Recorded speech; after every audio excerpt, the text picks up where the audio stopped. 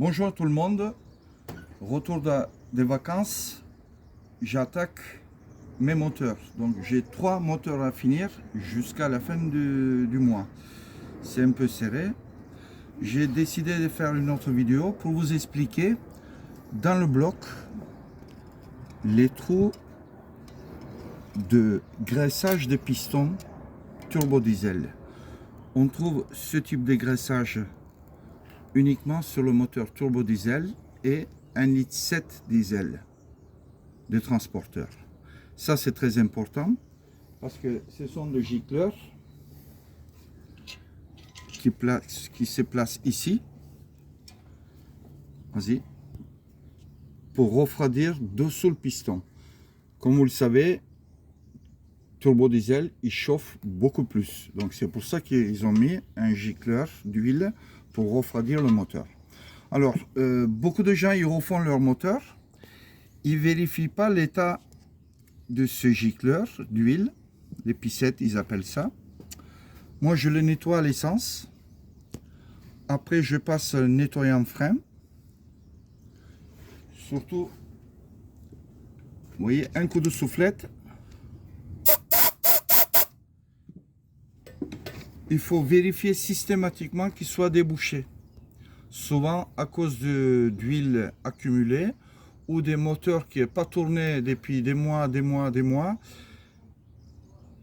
l'intérieur, l'os ressort, le clapet, il se colmate. Alors, je trouvais un système approche pour vérifier l'état de gicleur. Voyez, alors je le case ici dans un carton, hop, appuie pas, plat, et j'ai rempli d'huile.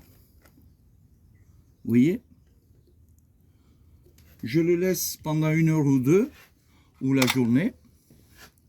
Ça permet de vérifier l'étanchéité de ces clapets, de ces gicleurs. Si l'huile descend, soit il y a des impuretés, soit les gicleurs sont foutus. Donc il faudrait les changer absolument, sinon la pression d'huile ne se monte pas dans le moteur. Vous refaites un moteur entièrement, mais la pression d'huile ne se monte pas, donc souvent c'est à cause de ces gicleurs. Voilà. Et puis je change le coussinet de Vibro 15 sur le moteur. Systématiquement je le change. Vous voyez, la couleur du coussinet est changée. Là vous voyez, trace de frottement, là aussi. Donc ce sont des coussinets foutus, ils sont usés, ils attaquent au niveau de corps du coussinet, c'est pour ça que ça change de couleur. Vous voyez, ça est devenu couleur cuivre. Donc on le change systématiquement. Il y a plusieurs sortes de coussinets. Ça c'est les coussinets basiques avec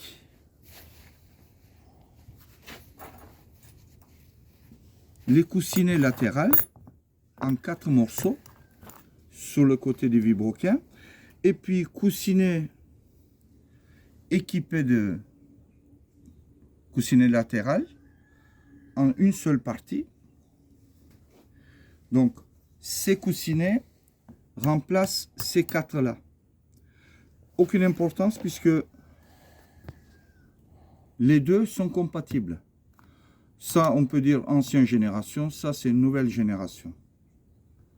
J'espère que c'était clair, assez clair pour tout le monde.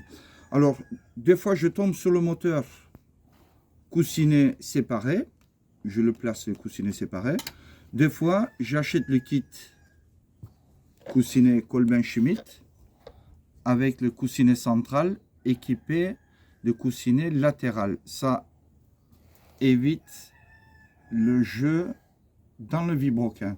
Ça c'est très important. Souvent les gens ils appuient sur l'embrayage, le bruit s'arrête. Des fois le moteur ils font du bruit, le bruit s'arrête. Et quand ils relâchent l'embrayage neuf, tout est neuf, bruit revient. Souvent c'est à cause de ces coussinets parce qu'il y a beaucoup de jeu latéral au niveau de vibroquin. Approche s'il te plaît. Là, je le pose à blanc. Vous voyez, regardez bien. Là, il n'y a pas de coussinet, donc c'est pour ça qu'il fait beaucoup de bruit. Les coussinets se placent ici. Quand c'est neuf, il n'y a pas beaucoup de jeu. D'accord? Voilà, ça c'est très important. Et je rentre souvent de transporteurs. Soi-disant, ils ont refait le moteur sans changer le coussinet. Ils ont un jeu énorme de jeu latéral. Donc, il faut faire très attention à ça. Bon, c'est tout pour aujourd'hui. À bientôt.